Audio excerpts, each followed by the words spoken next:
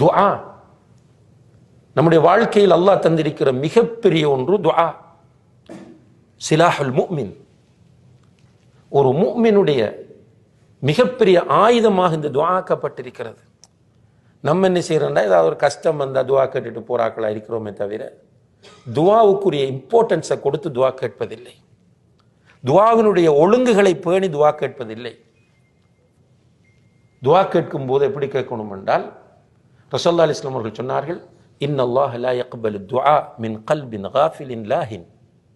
கேலஸாக, உள்ளத்தை சிதறவிட்டு, மனதை அங்கும் இங்கும் அலைய விட்ட நிலையில் கேட்கிற துஆவை அல்லாஹ் கபூல் செய்வதில்லை. உதுல்லாஹ வ அன்தும் மூகினூன பில் இஜாபா. அல்லாஹ் பதில் தருவான் என்கிற உறுதியான நம்பிக்கையோடு கேளுங்கள். அல்லாஹும்ம இக்ஃபிர்லி இன் ஷித். யா அல்லாஹ், நீ விரும்பினால் என்னை மன்னித்து விடு என்று கேட்கக்கூடாது. ஃபல்யஅஸிமில் மஸ்அலா. கேட்கும் போது உறுதியாக கேளுங்கள். யா அல்லாஹ், உன்னை தவிர எனக்கு வேற ரூட் இல்லை. நீதான் என்னை படைத்தவன், நீதான் இந்த பிரபஞ்சத்தை படைத்தவன், இந்த உலகத்தில் உள்ள அனைத்தையும் நிர்வகிக்கக்கூடிய ரப்புல் ஆலமீன் நீதான்.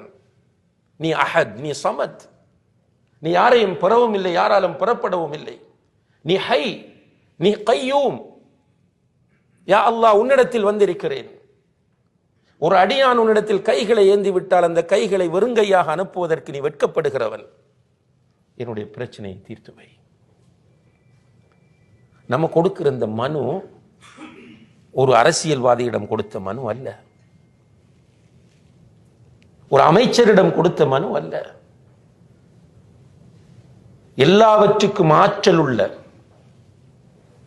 அல்லாஹு தஆலா குர்ஆனில் தன்னை அறிமுகப்படுத்தும் போது அலா குல்லி ஷைஇன் கதீர் என்பதை சுமார் 30க்கு மேற்பட்ட இடங்களிலே சொல்கிறான்.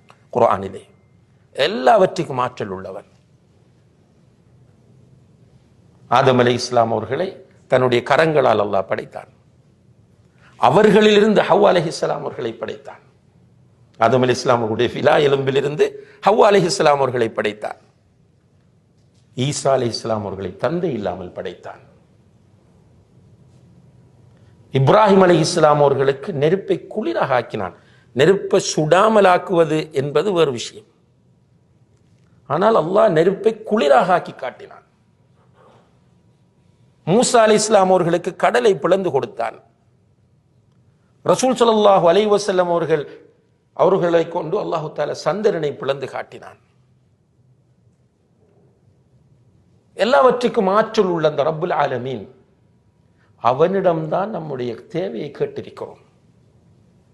அந்த நம்பிக்கையோடு துஆ செய்யும் போது மன அழுத்தங்கள் எல்லாம் அப்படியே இறங்கும்.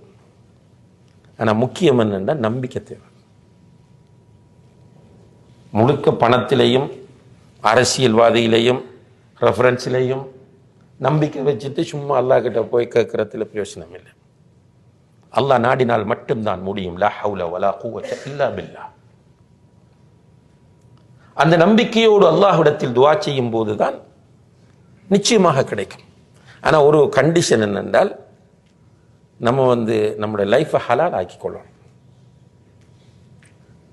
ரசூலுல்லாஹி அலைஹி வஸல்லம் அவர்கள் சொல்லுகிறார்கள், ஒரு மனிதன் ஒரு பிரயாணத்தில் இருக்கிறான், புழுதி படிந்த நிலையில் இருக்கிறான், தலைவிரி கோலமாக இருக்கிறான். இந்த கண்டிஷன் பிரயாணத்தில் இருந்தால் துஆ கபூல் ஆகும். அதுலேயும் டயர்டாகி உடம்புல புழுதி தலை எல்லாம் அலங்கோலமாக இருக்கிற நிலையில் துஆ கேட்டால் இன்னும் கபூல் ஆகும். அதில் பிரயாணங்கள் இருக்கும்போது துஆ கேளுங்க. ஃப்ளைட்டில் வச்சு, காரில் வைத்து, கையை தூக்கி கேட்கலாம், தூக்காமலும் கேட்கலாம். ஸல்லல்லாஹு அலைஹி வஸல்லம் அவர்கள் சொல்கிறார்கள், ஒரு பிரயாணத்தில் இருக்கும்போது துஆ செய்கிறான். தன்னுடைய 2 கரங்களையும் அல்லாஹ்வை நோக்கி உயர்த்துகிறான். யா ரப், யா ரப் என்று மன்றாடுகிறான். மத்அமுஹு ஹராம் வ மல்பசுஹு ஹராம் வ மஷ்ரபுஹு ஹராம் வ குதிய பில் ஹராம் ஃபஅன்னா யுஸ்தஜாபு லஹ்.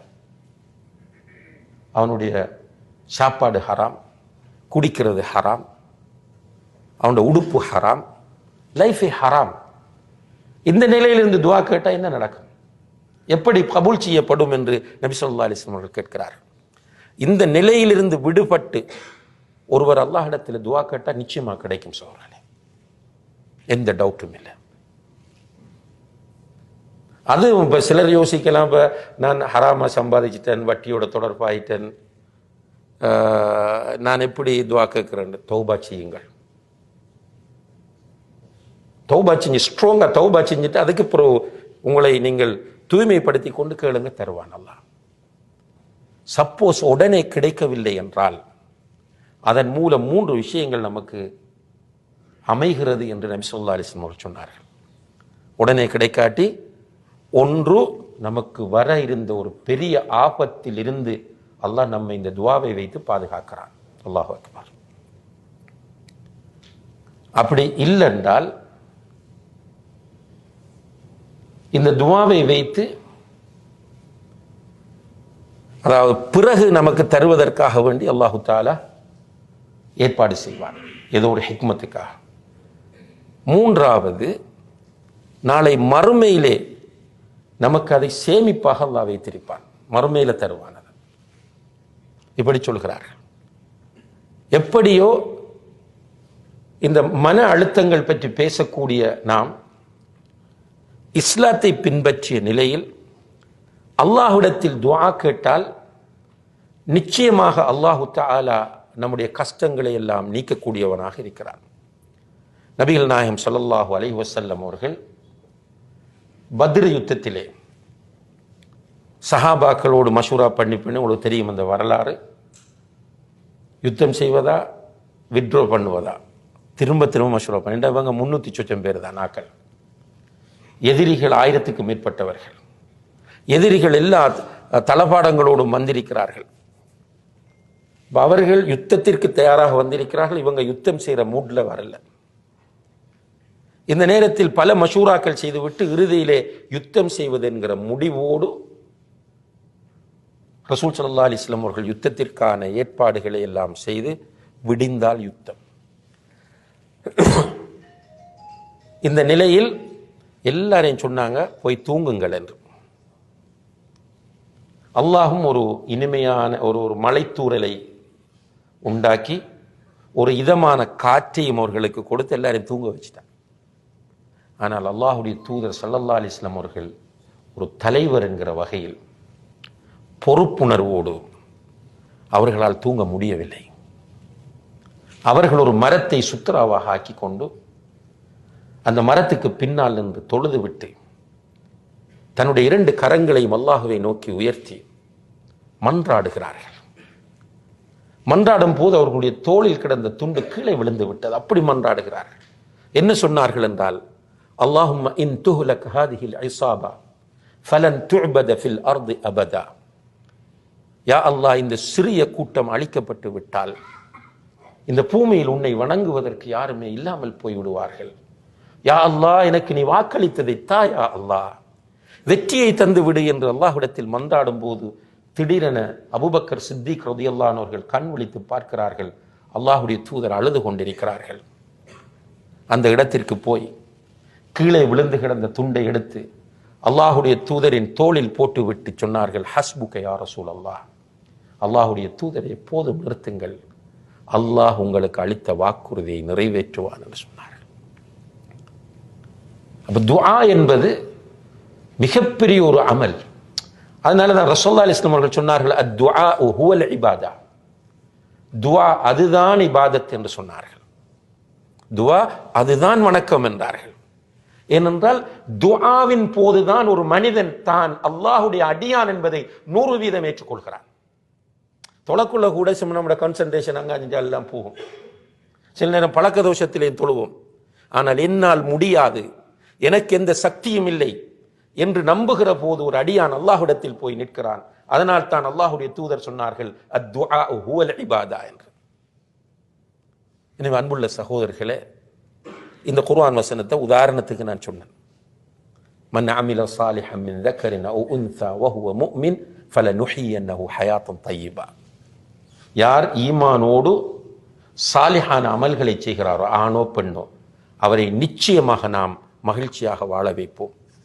இப்போ இஸ்லாத்தை நம்முடைய வாழ்க்கையில் பற்றி பிடித்து நாம் வாழ்ந்தால் நம்முடைய வாழ்க்கைக்கு ஒரு நோக்கம் இருக்கும், வாழ்க்கை மகிழ்ச்சியாக இருக்கும், நல்லதை நோக்கி நாம் செல்லுவோம், பாசிட்டிவாக நாம் சிந்திப்போம், மற்றவர்களுக்கு நல்லது செய்ய வேண்டும் என்று ஆசைப்படுவோம். என் மூலம் மற்றவர்களுக்கு நல்லது மட்டுமே நடக்க வேண்டும் என்று நினைப்போம். என்னால் யாருக்கும் எந்த கெடுதியும் வந்துவிடக் கூடாது என்று நமக்கு ஒரு டார்கெட் இருக்கும்.